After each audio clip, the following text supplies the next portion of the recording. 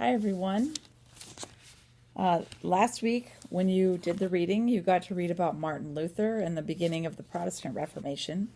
And this week, you're reading chapter 19, which is just about the other reformers who kind of followed suit. And there's three specific people that it talked about that I'm going to talk about. One of them is Ulrich Zwingli, and Zwingli was one of the Swiss reformers. And basically, he agreed with Luther on several things, but so he agreed that salvation comes directly from God and that it's not about humans and what humans do to earn salvation. That is a gift straight from God. He was pretty concerned with the selling of indulgences, just like Martin Luther was. He also was concerned about the kind of worshiping he saw of images, and in particular, some of the devotion to Mary concerned him. He did agree that Mary was forever a virgin, but he just didn't agree with anything that he considered worshiping Mary. And so he started a Reformation there in Zurich, and there was kind of a war that broke out as a result of it, and he ended up dying in the war. And I should have said this, but in Switzerland, there were, it's kind of like the United States where instead of states, there's cantons, and each canton kind of had their own leader. And so, they were some of these reformers, which includes Zwingli, but also John Calvin. They were both Swiss reformers in different areas in Switzerland, kind of protected by the government in their canton.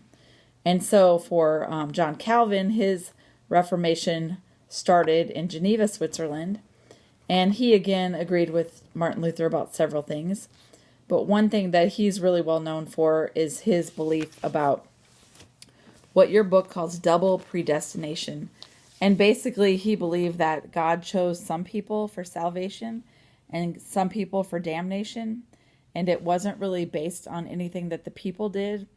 And even though that might seem like salvation would seem like the goal, he treated that like it was kind of a burden for people. But those were the people that would be saved. And you didn't do anything to earn it, and it was predetermined about you before you were born. And again, this is called double predestination.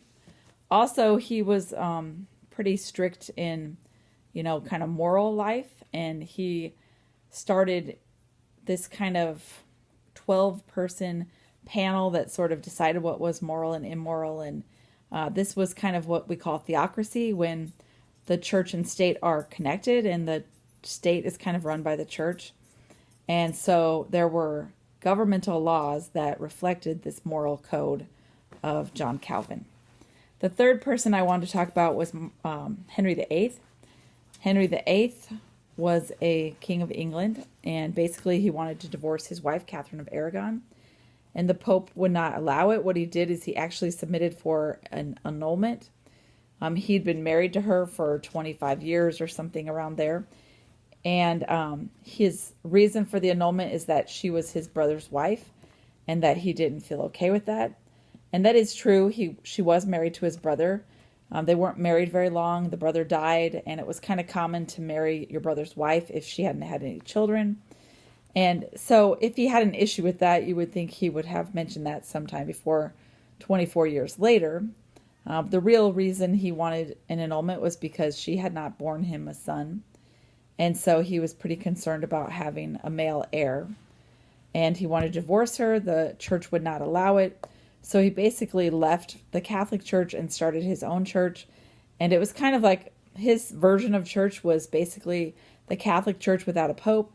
And in this church, you could divorce your wife. Those are three reformers. They agreed with Martin Luther on several things. One thing that they mostly all agreed on is that a person should choose to be Christian. And one of the practices they kind of denounced was infant baptism, because a baby could not choose this for themselves. And still to this day, this is something that happens in the Catholic Church, but doesn't happen in the Protestant churches. They also believed in restorationism, which was basically restoring a time where people read the Bible and kind of read it more literally, and that they based all their teachings on the Bible. They all agreed on faith alone, meaning that it was faith alone that saved you, not anything to do with your works or service or anything like that. And they also shared a real pessimism about the world that they lived in, and kind of a belief that everyone else was going to hell, but that they weren't. You will read about some other smaller reforms, but those are the big ones. And I will not be making a video next week. Next week, you just have your research paper due. I want to remind you about the research paper. It should be 3 to 5 pages long. You should have 4 outside sources at least. You can have more than that. And you also need to cite those sources inside the paper. You should have an intro, a body, and a conclusion. The intro should start off broad and narrow down to your topic. And if the first line of your paper is your topic, that's not a good thing. But by the end of the first paragraph, I should definitely know what your topic is and what your main points will be.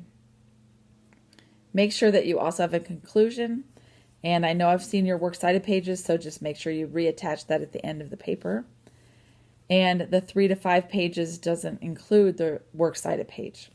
Also, if you choose to do title page, then that also does not count into the 3 to 5 pages. So next week I didn't assign anything else so that you would have time to do the paper, and you can submit that anytime before the Friday of that week. So again, there will be no video next week, but there will be one the following week. And you are taking a quiz this week too. All right, thank you. Bye.